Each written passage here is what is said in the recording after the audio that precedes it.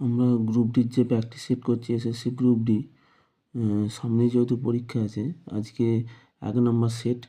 এখানে আমরা 20টা জিকে আলোচনা করব। প্রথম কোশ্চেন হচ্ছে, বক্সারের যুদ্ধের সময় বাংলার নবাব ছিলেন কে? বক্সারের যুদ্ধের সময় বাংলার নবাব ছিলেন কিন্তু মীর জাফর কিন্তু আনসার হবে। প্রথম কোশ্চেনটার আনসার হচ্ছে অপশান বি, মীর কাসিম, আমি দাগ দিয়েছি, মীর জাফর। মীর জাফর কিন্তু আনসার হবে। বক্সারের যুদ্ধের সময় কিন্তু ইনি নবাব ছিলেন। এবার তোমাদের এর সাথে কোশ্চেন আছে, বক্সারের যুদ্ধ হয়েছিল কত সালে? বক্সারের যুদ্ধ হয়েছিল 1764 সালে, কিন্তু বক্সারের যুদ্ধ হয়েছিল 1764 সালে এবং 23শে অক্টোবর। এটা হচ্ছে বক্সারের যুদ্ধ হয়েছিল। ভারতবর্ষে কোন রাজ্যে বনভূমির শতকরা পরিমাণ সর্বাধিক? 2 নম্বর কোশ্চেন। দেখো আমি এখানে বলে দিই, ভারতবর্ষে দেখো আমি দাগ দিচ্ছি না, তোমাদের যেটা সুবিধা হবে তোমরা বলবে। যদি মনে হয় যে দাগ দেওয়াটাই বেস্ট, তাহলে আমি দাগ দিয়ে লিখে লিখে বলবো, না হয়তো আমি এমনি বলে দিচ্ছি। ভারতবর্ষে কোন রাজ্যে বনভূমির শতকরা পরিমাণ সর্বাধিক? এখানে শতকরা পরিমাণ বলেছে, শতকরা পরিমাণের দিক থেকে মিজোরাম কিন্তু সর্বাধিক। আর যদি এরিয়া ওয়াইজ বলে, মানে আয়তনের দিক থেকে বেশি বনভূমি, তাহলে মধ্যপ্রদেশ হবে। এরিয়া ওয়াইজ অর্থাৎ আয়তনের দিক থেকে বললে কিন্তু মধ্যপ্রদেশ আনসার হবে। তাহলে কিন্তু এখানে এরিয়া ওয়াইজ মধ্যপ্রদেশ। আর পশ্চিমবঙ্গে কিন্তু আমাদের বেশ কয়েকটা, পশ্চিমবঙ্গের মধ্যে যদি বলে বনভূমি কোথায় বেশি আছে, পশ্চিমবঙ্গের মধ্যে জলপাইগুড়ি জেলাতে সবচেয়ে বেশি বনভূমি আছে। পশ্চিমবঙ্গে কয়েকটা বিশেষ বনভূমির নাম আমি বলছি, যেগুলো অনেক সময় পরীক্ষা আসে: চাপড়ামারি, ন্যাওরা উপত্যকা জাতীয় উদ্যান, আর হচ্ছে বেথুয়া ডহরি। এগুলো খুবই ইম্পর্টেন্ট। সুন্দরবনের সীমানা নির্দেশ করেছিলেন কে? এখানে সুন্দরবনের সীমানা নির্দেশ করেছিলেন কিন্তু ডাম্পিয়ার এবং হজেস। এরা কিন্তু দুজনে কিন্তু, এরা ব্রিটিশের লোক, এরা কিন্তু দুজনে সুন্দরবনের সীমানা নির্দেশ করেছিলেন। তাহলে ডাম্পিয়ার আর হজেস, অপশন ডি আনসার হবে। ধর্মনিরপেক্ষ ধারণাটি ভারতের সংবিধানের প্রস্তাবনায় গৃহীত হয় কত? ভারতীয় সংবিধানের প্রস্তাবনায় গৃহীত হয়, এটা হবে 42তম সংশোধনের মাধ্যমে। 1976 সালে কিন্তু 42তম যে সংশোধন হয়েছিল, এখানে কিন্তু 3টে ওয়ার্ড যুক্ত হয়েছিল। কি কি? না, সেকুলার কথাটা যুক্ত হয়েছিল, আর হচ্ছে সোশ্যালিস্ট, আর হচ্ছে ইন্টিগ্রিটি। এই 3টে শব্দ কিন্তু যুক্ত হয়েছিল। 5 নম্বর কোশ্চেন দেখো, মানবদেহের কোন টিস্যুটি শরীরে 79তম অঙ্গ? মানবদেহে মেসেন্ট্রি হচ্ছে 79তম অঙ্গ। এডিনয়েডসটা কিছু নেই, এডিনয়েডসটা হচ্ছে নাকের পিছনে অবস্থিত একটা টিস্যু বিশেষ। জার্মান সিলভার হচ্ছে একটা সংকর ধাতু। এই সংকর ধাতুটি কপারের সঙ্গে আর কি থাকে? দেখো, জার্মান সিলভারে একটা ট্রিক্স আছে, তোমরা মনে রাখতে পারো, জার্মানিতে নেতাজি, এই কথাটা কিন্তু মনে রাখলে কিন্তু মনে রাখা যায়। ট্রিক্সটা হচ্ছে জার্মানিতে নেতাজি। এখানে এই নেতাজি দিয়ে কি কি থাকে? এর মধ্যে নিকেল থাকে, তা দিয়ে হচ্ছে তামা থাকে, আর জি দিয়ে হচ্ছে জিঙ্ক বা দস্তা কিন্তু একই। জিঙ্ক বা দস্তা হচ্ছে একই, এর মধ্যে থাকে। আর সবচেয়ে বেশি কিন্তু তামা থাকে, তামা প্রায় 60% তামা থাকে। আর তার সাথে হচ্ছে দস্তা বা জিঙ্ক যেটা বলছে, এটা 20% এবং নিকেল 20% থাকে। এটা কিন্তু ট্রিক্স জার্মানিতে নেতাজিটা। আর একটা হচ্ছে 7 নম্বর কোশ্চেন দেখো, ইউটিউবের প্রতিষ্ঠাতার নাম কি? ইউটিউবের প্রতিষ্ঠাতা কিন্তু 3জন ছিলেন। 2005 সালে কিন্তু 14ই ফেব্রুয়ারি ইউটিউব প্রতিষ্ঠিত হয়। আর প্রতিষ্ঠা করেছিলেন কারা কারা? এই যে চ্যাড হার্লি, স্টিভ চেন এবং জাভেদ করিম।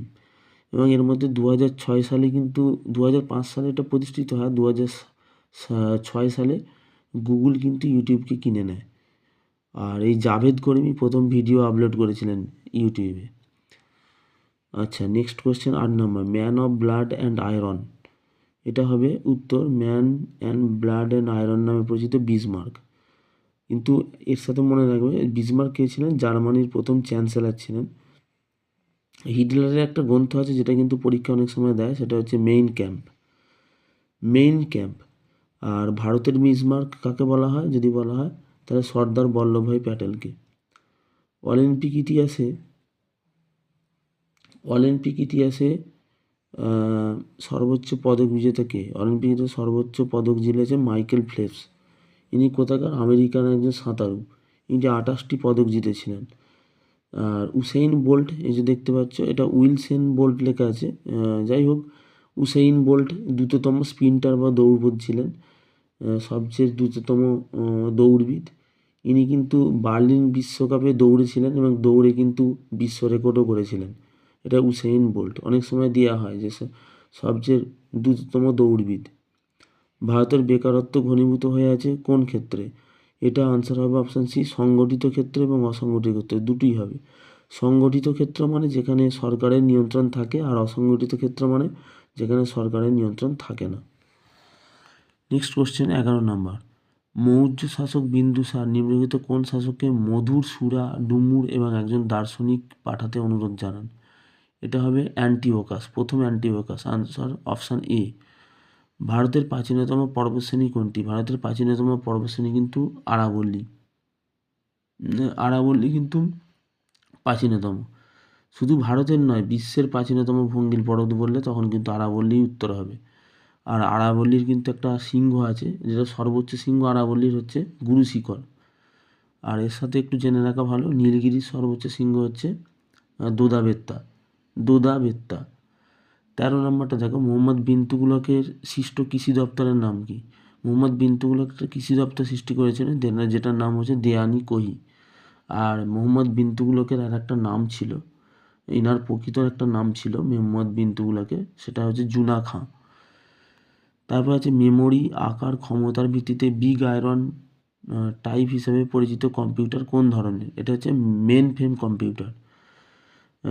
মেন ফ্রেম কম্পিউটার একটা উদাহরণ যেমন IBM বলতে পারি। বড় বড় ব্যাংক, এয়ারলাইন্স, এখানে কিন্তু অনেক ডেটা যেখানে ট্রান্সফার হয় সেখানে কিন্তু এই মেন ফ্রেম কম্পিউটার ইউজ হয়। টেরাকোটা শিল্পের জন্য কোন স্থান বিখ্যাত? টেরাকোটার জন্য বাঁকুড়ার বিষ্ণুপুর শহর কিন্তু বিখ্যাত। টেরাকোটা কি? পোড়ামাটির যে কাজ।